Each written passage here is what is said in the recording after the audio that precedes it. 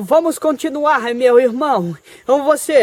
Você pode estar pensando, já lembrando da visão dada a Daniel a respeito das 3 feras, dos 3 animais, e depois ele mostra um 4º animal, mas eu lhe informo, essa besta não é o 4º animal, não é aquele animal terrível, porque se fosse um animal terrível, ele não seria a junção de 3 animais, ele não seria uma besta. Vamos analisar que o animal, ele significa reino, e a besta significa junção de reinos. Então o 4º animal visto para Daniel foi o Império Romano, foi o 4º império que surgiu na terra. Não tem nada a ver com a besta. Nós podemos perceber que o Império Romano, ele deixou de ser império político para se transformar em império religioso. É isso aí que você está pensando. A besta é a Igreja Católica. Vamos perceber, vamos continuar lendo, vamos juntar aquela visão dos animais com uma visão da besta. Nós podemos perceber que a Igreja Católica, ela tem o corpo de Grécia.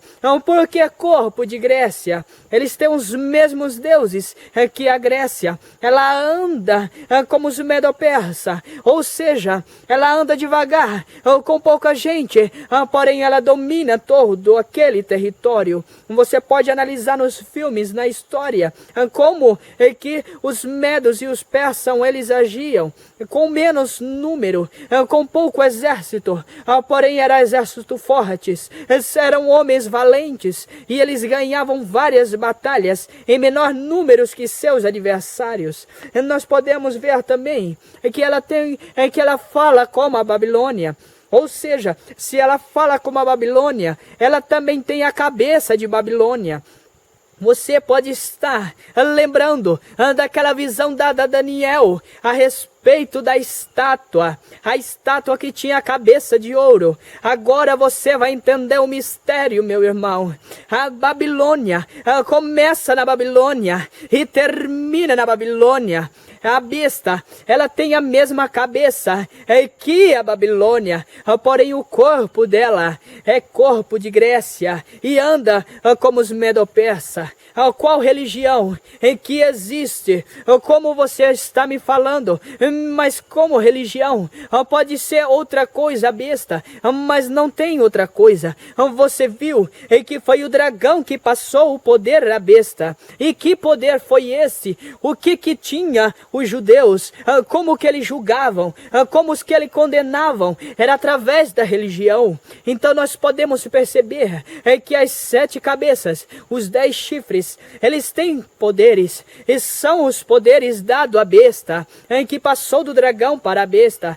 Porém nós podemos perceber a respeito das 10 diademas, a diferença enorme de poder, porque a besta não veio só com poder religioso, ela veio com o poder do império. Ela deixou de ser um império grandiosíssimo no mundo para se tornar religião. Então ela tem mais poder que os judeus. Agora você percebeu o que estava escrito no capítulo 20 a respeito do dragão. O dragão ele foi acorrentado para que não enganasse as pessoas. Porém dali dele saiu a besta, saiu a Igreja Católica. Oh, meu amado, você vai entender mais para frente. Vamos continuar a ler aqui, onde fala: uma de suas cabeças parecia estar ferida de morte, mas a chaga mortal foi curada, e toda a terra maravilhada seguiu a besta. Adoravam o dragão, porque tinha dado poder à besta, e adoravam a besta, dizendo: quem é semelhante à besta? E quem pode lutar contra ela? Foi-lhe dado uma boca para proferir palavras arrogantes e blasfêmias. Recebeu também poder para agir durante 42 meses. Então abriu a boca blasfêmias contra o nosso Pai, blasfemando contra o seu nome, a sua tenda e os que moram no céu. Foi-lhe permitido fazer guerra contra os santos e vencê-los. Agora você conseguiu entender quem foi a religião que fez guerra contra os santos. Você pode perceber nos outros livros, quando se relaciona as testemunhas do Cordeiro, ele está relacionando com aquelas pessoas que tinham o testemunho de vida do Cordeiro, do Messias, ou seja, os apóstolos e seus discípulos. Nós podemos perceber também que quando a Bíblia ela fala a respeito dos profetas, ela se dirige não a santos e sim a justos, a profetas, a homens do Pai. Quando a Bíblia ela se relaciona a santos, como aqui no livro do Apocalipse, diversas vezes é relacionado a santos, ele está falando daquelas pessoas, está falando de mim, de você, e que crê no Messias, que através dele você foi santificado, através da morte do Messias, nós temos o direito à salvação. Pois é o seguinte, a lei, ela foi dada para os profetas. A lei, ela foi dada para o povo de Judá. A aliança feita por Abraão foi para o povo hebreu. Foi para o povo israelita e não para mim, não para você. Eu sou brasileiro.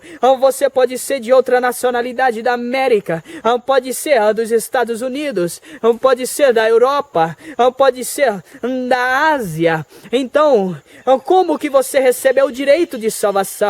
Foi através do único homem, do Cordeiro, do Messias. Então, quando está falando de santos, como você viu lá no capítulo 17, onde a grande cidade, ela está repleta de sangue dos santos. Então significa dessas pessoas, Deus e você, aquelas pessoas que foram mortas no Coliseu, aquelas pessoas que eram condenadas por bruxarias, condenadas por maldades que não havia cometido. Então agora você começa a entender, meu amado, que a besta se trata da Igreja Católica, pois tem muito a ver. Pois ela foi ferida de morte. A Igreja Católica teve uma ferida de morte e porém voltou. Mas dessa ferida da igreja, não é dessa que eu quero chamar a atenção. Você pode perceber que é uma cabeça. E essa cabeça, ela tem nome blasfêmia. Eu vou ler aqui de novo o primeiro versículo. Eu vi então subir do mar uma besta com 10 chifres e 7 cabeças. As 7 cabeças e os 10 chifres são os poderes dado ao dragão para a besta. A religião é esse poder. E vamos continuar. E sobre os chifres havia 10 diademas. E sobre as cabeças nome de blasfêmia. Ou seja, nomes blasfematórios. Você pode perceber que toda a cabeça tinha um nome. E um desses nomes foi ferido de morte. Agora pense bem, meu amado. Pense bem. Analise qual foi Deus. O Deus criado pela Igreja Católica. Eu vou fazer um vídeo. Eu vou mostrar. O Jesus Cristo pregado pela Igreja Católica não tem nada a ver com o nosso mestre. Ele não nasceu no mesmo local. Ele não teve o mesmo nome. E Jesus Cristo nasceu de uma virgem. O nosso Messias não nasceu de virgem. Ela teve mãe. Ela teve pai. E diversas vezes ele é chamado de filho do homem. E se ele é filho do homem, ele não é filho de Deus. Ele foi considerado filho de Deus. Porque ele rejeitou o mal. Ele foi santo. Ele foi purificado. Ele foi o único justo aqui na terra. Ele foi o único que não pecou. Ele foi o único que não cometeu erro. Foi o único que foi instruído desde pequeno. Assim como foi profetizado pelo profeta Isaías. Que ele ia comer coalhada com mel. Até que ele soubesse o que era mal, o que era bem. E ele começar a rejeitar o mal. Então você pode perceber que ele foi tentado. No deserto, ele foi tentado. Porém, de maneira alguma, ele caiu na tentação. Porque ele rejeitou o mal. Então, meu amado, o nosso Pai, o santificou. O nosso Pai fez dele o rei, aquele que vai governar o novo céu e a nova terra.